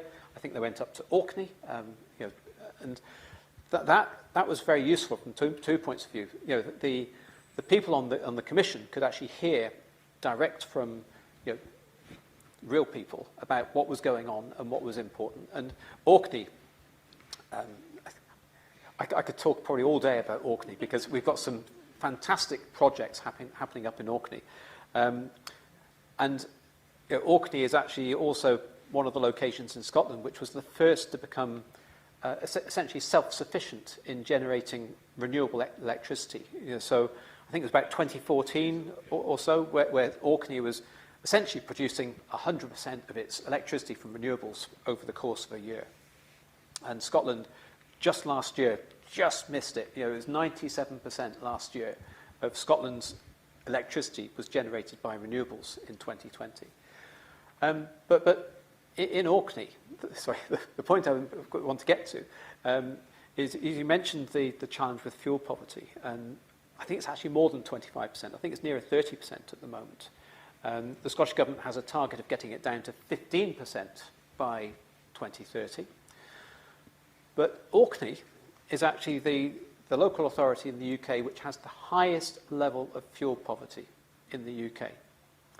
Does anybody want to guess what the level is? I don't want to guess what the level is, but I know why it is. Because again, I've got exposure to fears of Orkney to visit EMEC and Warburton too.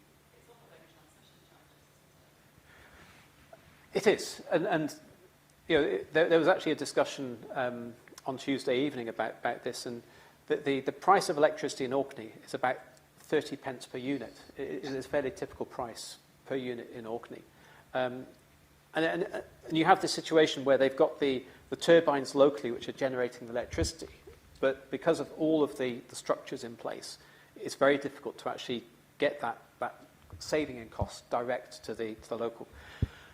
And it's over 60% of households in Orkney are in fuel poverty. And it's a combination. You've got high energy prices, you've got the type of housing stock, which is very traditional, and you've got the average incomes in Orkney aren't so high. Fantastic place to be, but some of the things are conspiring against you. And these are some of the challenges that are faced as part of a just transition.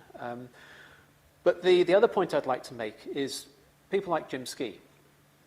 So Jim is actually also one of, I don't know if he chairs one of the IPCC working groups. So all of the reports that are coming out that are telling us what is actually happening with the climate in the world, and these are the reports that are being, I think you mentioned 197 countries working on COP.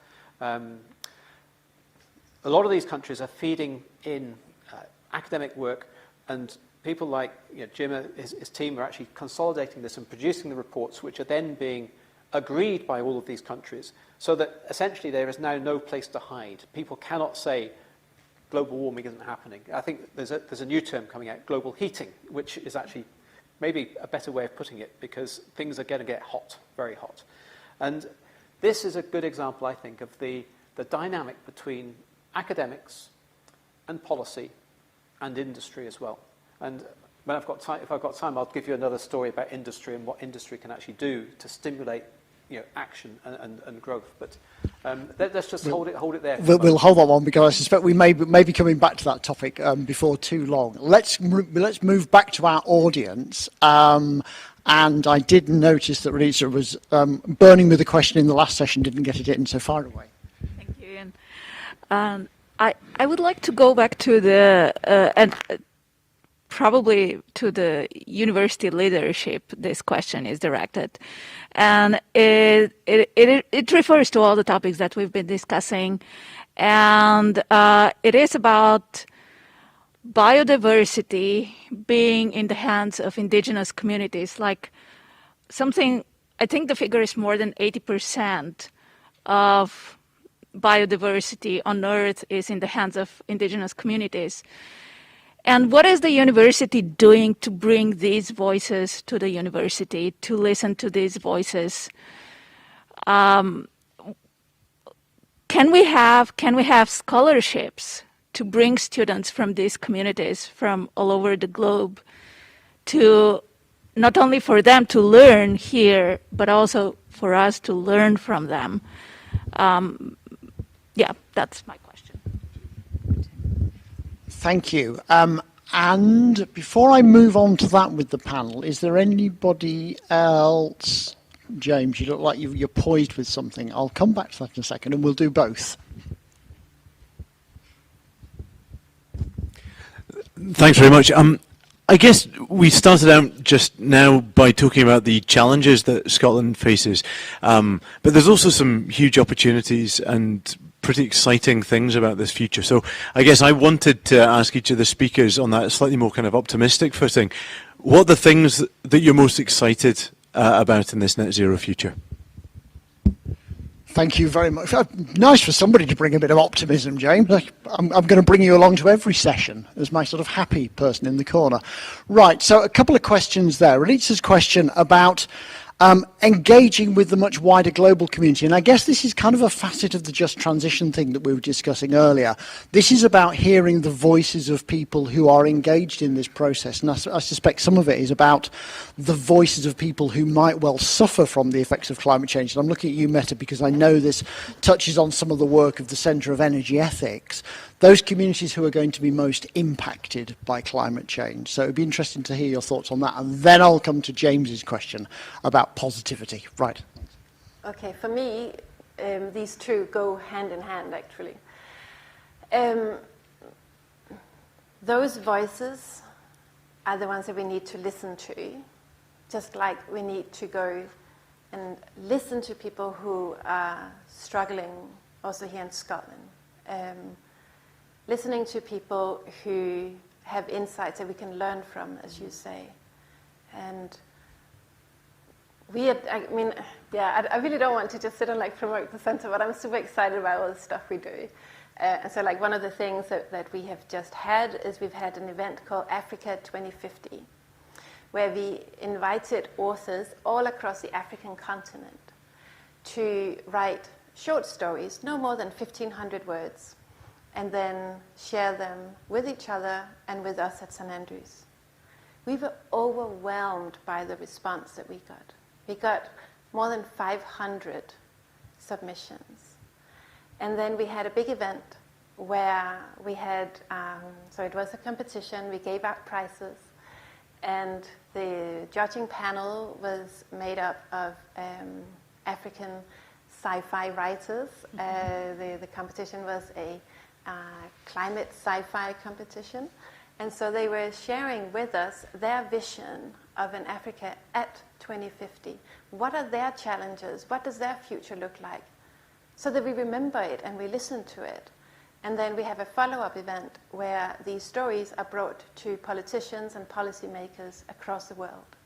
So it's precisely, for me, that is the opportunity to recenter, to destabilize, to recenter the discussion that we are having, so that we remember that the net zero vision is a global vision. It's not just about us here. It's about us as a whole world, and making sure that we remember that and that we work together. That's the only way we can achieve a net zero. which I think connects to the very first point, John, that you made at the beginning of the session about how important it is to maintain the global perspective on the climate challenge. I think it also raised another very interesting question as well, of course, which is about the role of arts and humanities and culture in addressing the climate challenge. And I'm thinking back to Catherine's presentation at the beginning with the use of the lovely climate art images to illustrate your presentation as a way of conveying a message that perhaps the science may have failed to do with some people. Okay, so let me come back then to James's point. What are you positive about? What gives you the most hope from where you sit at the moment in terms of addressing the climate challenge? And anybody want to start? Yes, Nigel's going to start us off. So if I can continue with the this question of the sometimes what is called the triple helix. It's this dynamic between policy, government, academia, and industry. And what can industry do to help move things forward? And the best example for me was in about 2006 when Scotland was looking to set its climate bill. So at this point, people were talking about, let's set a target of 25% greenhouse gas reduction by 2020. And that was a nice, safe target. The people in policy teams were comfortable that that was achievable. But the interesting thing is that some of the people in industry felt that this wasn't actually going far enough. And one of the people was Ian Marchant, who was, at the time, he was the chief executive of the SSE. And I'm sure if Keith Anderson had been in post at that point, he would have been making exactly the same point. And he went into the Scottish Government and said, in business, we don't set comfortable targets. We set stretch targets. And we then make sure that we can actually deliver against those stretch targets.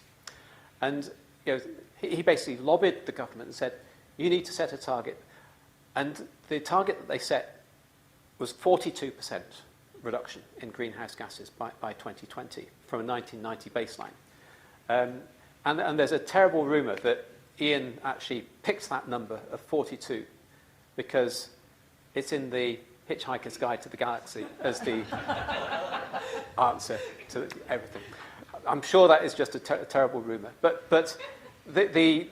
my point is that discussion, actually, the Scottish Government did set a target for 42% greenhouse gas reduction, which was well ahead of the UK's target at that point. And through a combination of, hopefully, industry working with government and various policies coming through, it wasn't just a 42% reduction that they achieved by 2020. It ended up being nearly a 52% reduction. And they're actually moping a bit at the moment because they'd actually set it for 55 and they'd missed the 55. Anyway, all I would like to say is a reason to be optimistic is that if we actually have people who are prepared to be ambitious with targets, to actually try and bring a coalition of people together to actually make things happen. And the other part that what happened as a result was that the government said to Ian, you're going to have to do something to help us here. So they actually set up the 2020 Climate Group as a joint activity between government and industry to actually support some of these initiatives going forward. So that for me is about what a few people can do if they have the right attitude can be inspirational. And maybe what we can also see is that if Scotland can actually achieve some of these targets, it can then help to show others how it can be possible as well. So yes, it might just be that Scotland isn't 1%, it's probably 0.1% of global emissions. But can that 0.1% show a way forward? In the same way as possibly in Scotland, we're seeing some of the activity in Orkney showing us the way forward. So it's about getting that sense of what can be done, what can be achieved, and then going for it. Fantastic. And Derek, I hope you're taking note about ambitious targets there, because by goodness, we've set ourselves one. John, what are you optimistic about? Okay, I'm Irish. I'm well known for glass half full. In my philosophy, my wife is infuriated by climate change. I'm not optimistic. You can't be. It just isn't something to be optimistic about. It's a struggle. You know, every gram of carbon we save is a gram one. We've got to do it now. So it's you know, inch by inch. No complacency. There's lots of really good things going on, but we've got to keep fighting. Very keen that we export as much hydrogen as we can. There's a lot of interest in the Cromarty Firth of exporting huge amounts of energy. Germany and Denmark are very keen to take green hydrogen from Scotland. You know, we can really be carbon negative in Scotland, and we really want to be. But it's hard to say one's optimistic about anything about climate change. It's just, yeah. Well, thank you. On that note of doom and gloom, Mesa.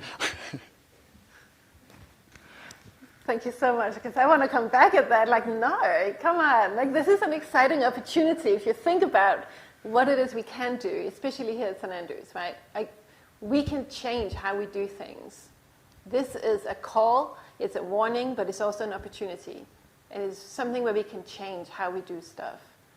I mean, just earlier, before we came in here, I was having a conversation about how we use space, right? We don't need to continue with the practices that we have, you know, had for so long. We can change the way we are using space so it aligns better with our environmental sustainability strategy. Now, climate change is saying to us, you need to change your practices. And some of those practices can be changed in a way that can actually benefit the work we do. So I see lots of opportunity. You say change very frequently. The worry is if we knock down buildings, or let's say our hydrogen train, I will drop that. It's a reuse of an old train. We're not building a new fancy train because there's no way we'll get the energy back on a Harry Potter line where it will eventually go. Inverness to Carliflock it's where they'll go. If you put a really fancy Siemens train on that, you'll never get the energy back. So reconverting reuse is really important. So if you mean change in how we think and how we approach, if you mean giving double glazing into my office, which I've been asking for 40 years, I think the rest of the people in chemistry will agree with that one. I would just like to point out this is actually being broadcast. You do realise this evening. Right, I'm going to move on from that, but I think there is some level of agreement there about changing practices to do things better with what we currently have, rather than necessarily going for new solutions all the time. And I think that is a very positive aspect. James, what are you positive about? Oh, sorry. What I so always put no, it's okay. So thanks. Just for the broadcast. So for positive side, I always is about people. I'm delighted our local MP is here. That you mentioned, Caroline, and Derek, you mentioned, and you sit beside me. I just think that actually, eventually, all of this is not about technology; it's about people.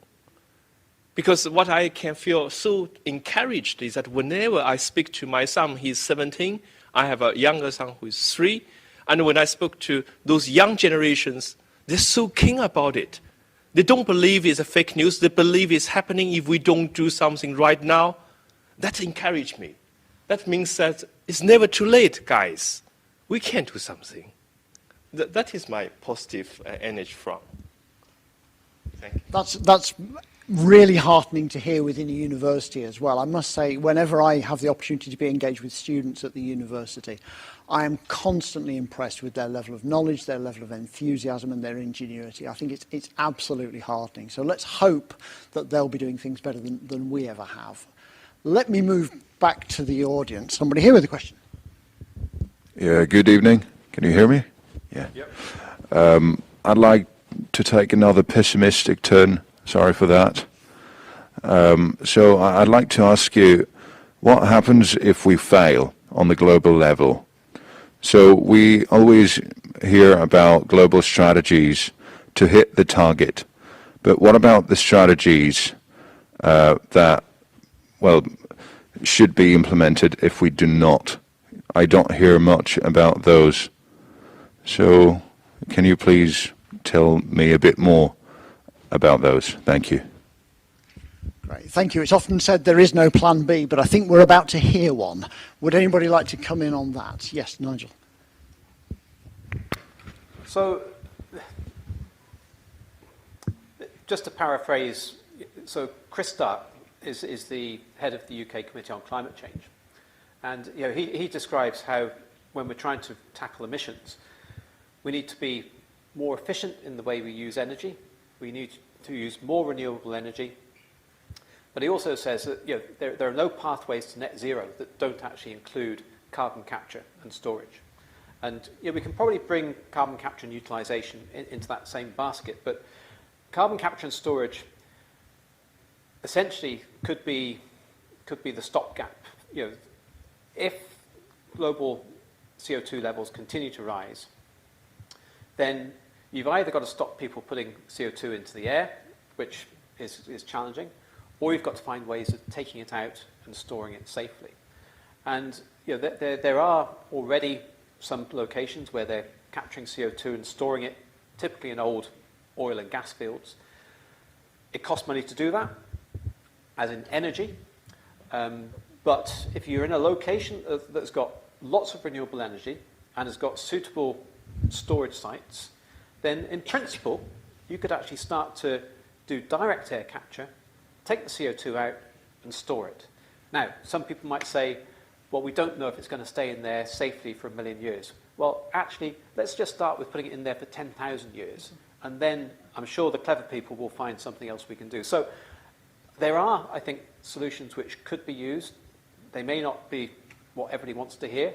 The danger is that people might say, well, that's the get-out clause, we'll just do that. Well, but I think there will be something that can be done, and absolutely something will need to be done if we start to get to the levels where we start to see the tipping points happening.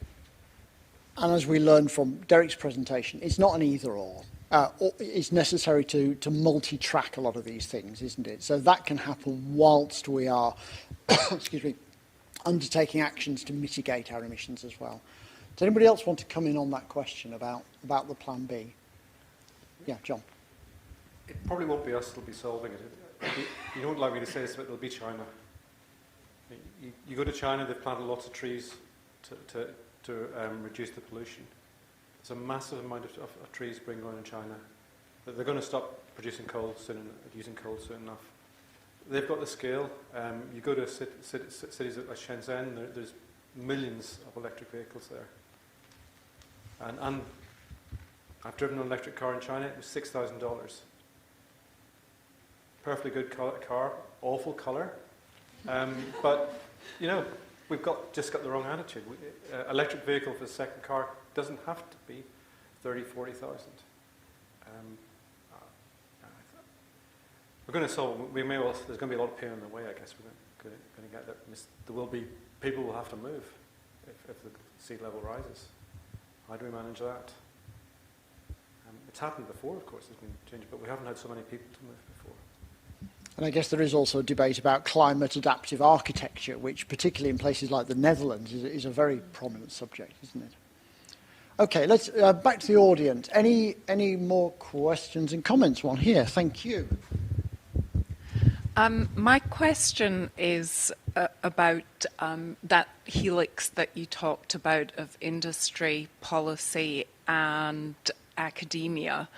And I wondered what your thoughts were around industry and academia being able to solve the problems that we face, resolve the challenges in the absence of any kind of meaningful systems thinking at the policy level, which seems to be a bit of an issue at the moment.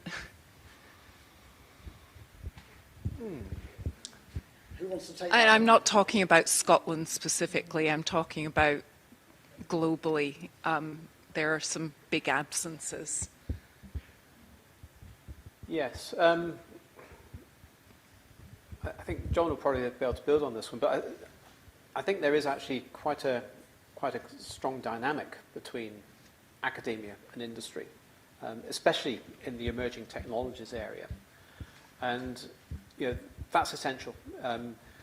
We need the ideas coming through, and then we need essentially industry to take those ideas and make more of them, make them essentially into a product that can go to the market. And I think projects, and John will be able to talk about this in more detail, like the hydrogen train that is being built in Bowness, actually do represent a very close working between industry and academia. So it's not all test tubes. You know, No, that wasn't my question. It was, can industry and academia solve the problem without the policy level being there from governments who are maybe blowing a bit hot and cold on some of the ideas and the changes? No, they can't. But the policy, the dynamic, certainly in Scotland, is, and I'm just talking about this from the hydrogen sector's perspective, is that Scotland has actually put out a hydrogen policy statement, and very soon they will have an action plan that actually says what needs to happen. Part of this action plan is investment in research on hydrogen, so 100 million will be allocated to that research. And there's a dynamic between policy, industry and academia in terms of trying to make sure that where that money is allocated is actually effective use of public funds. It doesn't help anybody if the work doesn't actually achieve an outcome. But what it means is that this is also linked to targets, and the action plan is about delivery of targets by 2030. So this is not net zero timescales. This is actually much, much closer, which I think is important because that keeps the focus on what we do now and delivery of stuff that will actually make a difference in the short term. And can I just add, just to complicate the question about the helix, is the thinking on that is now going beyond just thinking of industry, academia, and policy. It's also thinking about how do communities get involved in this. And again, this is a really critical element because you can have all of these ideas, but if it doesn't work at the community level, then you may be going down the wrong path. So that there's a key aspect there. And the activities in places like Orkney, which have got a very strong grounds-up element, I think are really important learning places that can actually help us take stuff away that can then be used elsewhere. And is there another dimension to that? And I'm thinking about some of the interventions from Meta and James earlier. Is it not just about academia, industry and governance, but is there also that civil society dimension, the so-called quadruple helix? Is that important, and do we really need to engage much more widely to make those changes? Absolutely crucial. Absolutely. I mean, so many surveys have been done here over the last year on the population's readiness to embrace changes that are more environmentally friendly, and the extent to which they have already embraced changes. And the population is way ahead of our politicians. Way ahead, and it's really frustrating. So that's something that I really hope that as a research centre that we can help with these conversations with politicians and hopefully get them going, because as late as this week, right, we have seen changes in the policy landscape that goes right against the climate change discourse and intervention that we need. Great, thank you. Ian, I'll come around to you. Thanks very much. I'm Ian Boyd. This is more of a comment than a question, but I mean, just going to what Meta has just said about our politicians not being aligned with people's views, I'm not sure I agree with that. Our politicians are actually there to represent people's views, and overall, I think they probably do. They are in a class 6 situation in the sense that they know what needs done, but they do not have the political headroom to manage to do that. That's their big problem. And it boils down to a problem that I think has been evidenced by a lot of the discussion here, where we've mainly talked about what you might call supply-side solutions. In other words, we build stuff in order to solve a problem. the real issue is that we need to implement demand-side solutions. And that's about changing people's minds, changing people's behaviours. Now, I agree with you that that takes engagement. But that engagement has got to be really tough engagement. And it's about saying to people, and I'll use Scotland as the example, that each person in Scotland consumes an average of 18 tonnes of materials a year. It needs to be 8 tonnes to get to sustainability. Now, what does that really mean for people? Well, it means you can't take your annual holiday. You can't have another car. You can't. And that's tough for politicians to deliver. It's a tough message for politicians to deliver. Believe me, I've tried to persuade politicians that it's something they need to say, and they're really not keen on it. So what we end up with is a government that's trying to please an electorate that wants supply-side solutions, that really needs demand-side solutions. And that's the really, really tough element of it. So I suppose, a question to you is, how do we shift the public's perception of this to being one of, and Derek said it, that we actually just need to buy a lot less stuff. Because actually, at the end of the day, when we get to 2045 or 2050, and we've got ourselves to net zero, we'll turn around and say, gosh, we haven't solved the problem. Because actually it wasn't carbon that's the problem. It's consumption that's the problem at the end of the day. And carbon and global warming is simply a consequence of that. They're a symptom of consumption. If by the time we get to 2040 or 2050, we'll find that it's actually waste and pollution that's our problem in other forms. So, how do we change the tenor of the debate? How do we tell people you just can't have as much as you've had in the past? I totally agree with you about the consumption side. I hope it's all right. Yeah, please dive in. I fully agree, and that's why initially when we were asked that very first question, I brought up the challenge of heat as a consumption problem. It's a consumption problem. We need to use less energy in how we're heating our buildings.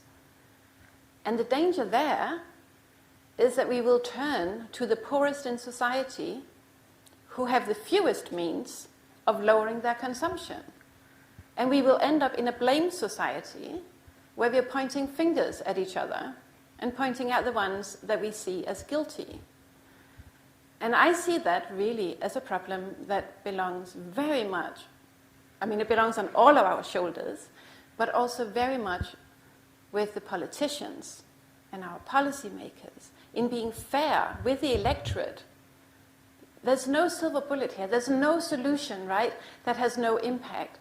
Any practice that we do will contain consequences, and we need to have a fair and open and honest conversation about it. But I think at the moment our politicians are in a bit of a popularity contest where they prefer to focus on the supply side rather than the consumption. Because if they focused on the consumption, they would maybe alienate the voters.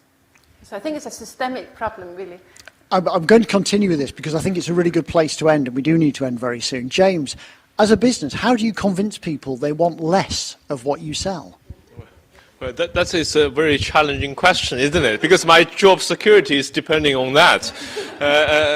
But actually, what we are actively exploring, if I can give colleagues some figure, is that over the past 5 years, my team as an innovation, we engaged 189 SMEs in Scotland alone. We funded them. This engagement is just not talk, but we put cash into their hands to fund them. 189. And also, what we have with John, John is a great, to me, he's more than just academia. He's mentoring me, he's teaching me lots of things. And what I would blame him if something goes wrong anyway. What I wanted to say here is that we have a fusion project. We have a very good customer here already, talked about the heat flexibility in his house of the heat pump. Using this pilot, as Nigel mentioned, show people the blueprint that is not that challenging. actually, you don't even notice what's happened in the background, that some smart technologies changed your temperature of setting already. You didn't know that. When you get out of the door, your car will be fully charged. When you come in, the temperature will be set. This technology already there. What we want to make sure is that we show you that we have a pilot, which called Fusion, is done in 5. We have our Eden campus done, which is smartly controlled. So this is why I feel encouraged that we can show you, we can give you the evidence, say, look, it's not that difficult. It's not a myth. Forget about all these challenging questions. Just leave it to those technology solution providers. We will be fine, hopefully. Thank you. Nigel and John, we're running out of time, so it'll have to be brief, I'm afraid, but tough love. How do you show people tough love? So very briefly, just to pick up on the point about heating homes and the challenges around fuel poverty, absolutely. You need to have better insulation. But if you're going to reach net zero, you've also got to fully decarbonise the energy that is heating the home. So electricity is absolutely one way. The other is hydrogen produced from renewables. And this is actually another trial that is happening in Fife. It's down at Methil. It's not started yet, but 300 households in Methil are right next to an offshore wind turbine, demonstrator wind turbine, will have the choice of either staying with natural gas or trialling green hydrogen for heat. And that trial is a fascinating trial because they're laying an extra set of pipes in the street and people will have the choice of either one or the other. So it's going to test the technology, but it's also critically going to test the willingness of people to try out an alternative form of zero carbon heating. And why is that important? It's because electrification will work for a lot of houses, but it won't necessarily work for all of them, depending on the age of the house, the amount of energy demand, the profiles, or what is the household prepared to accept in terms of changing to the fabric of their house. So it's about having choice, and if it works, then people will have a choice, and there will be more options in terms of how we decarbonise heat, which has been said before, represents, I think it's 23% of the carbon emissions from Scotland. So this is critical. Consumer choice and options that will allow people to go forward. The next challenge will be, of course, the cost. And we need to work out how we can produce the hydrogen at scale that probably won't be as cheap as natural gas, but hopefully it will get down to a point where it won't be so painful for people to make that change. Thank you. And I'll give the final word to you, John. You're very much involved in what Ian described as supply-side solutions. How do we address the demand-side issues? Well, the hydrogen buses, hydrogen trains, that's all about. You can't roll out the technology without rolling out the demand, so you've got to do both together. But looking at people, just remember, if we're all guilty, if you improve the insulation, what do you do? Do you use less power, or do you turn up the temperature in the thermostat? We all do that sort of thing. We don't make things better, but then we just live more comfortably. In terms of politicians, there's a huge short-termism. I've never seen it so bad. We've started some major energy projects. We've got 5 months to deliver, and they're multi-million-pound projects in this marine transport. Because of the spending review, they had to spend it by March, and it was released in September. How can you do anything useful with that? It's just, less money, longer time would be so much more useful. We used to criticise the US for changing mind. They said UK can compete because we've got some surety, and in Europe you had lots of surety because they took so long to change their mind that you've got 5 years. So it was very robust.